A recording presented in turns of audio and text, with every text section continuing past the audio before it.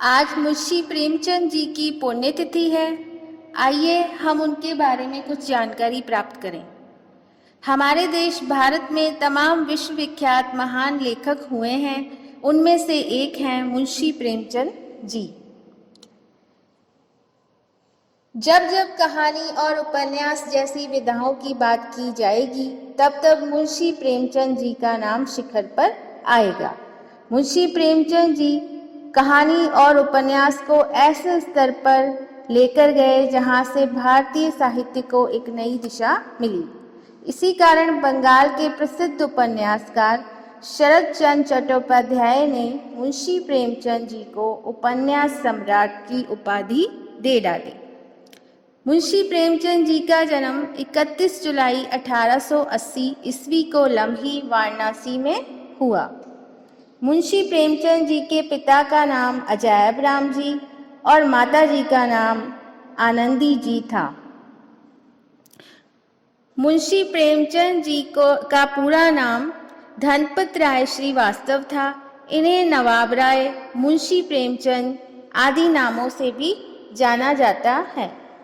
मुंशी प्रेमचंद जी को बचपन से ही अध्ययन का शौक था और इसीलिए इन्होंने उर्दू, फारसी और हिंदी रचनाओं का अध्ययन किया और तब कहीं जाकर धनपत राय प्रेमचंद बने।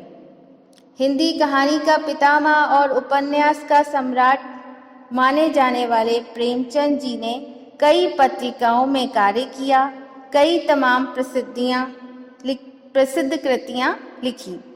इनके द्वारा लिखे गए उपन्यास हैं निर्मला, गोदान, मनोरमा।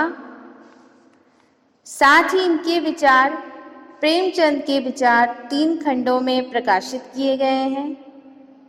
इसके साथ ही अनुवाद भी करते थे, जिसमें अंग्रेजी की एक पुस्तक में लिखे पिता के पत्र पुत्री के नाम का अनुवाद किया गया।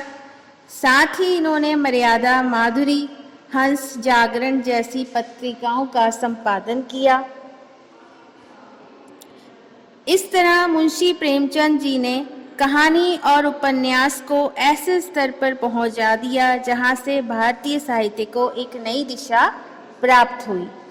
ऐसे महान लेखक का 8 अक्टूबर 1936 को निधन हो गया। ऐसे हिंदी साहित्य के महान लेखक मुंशी प्रेमचंद जी को हमारा शत शत नमन।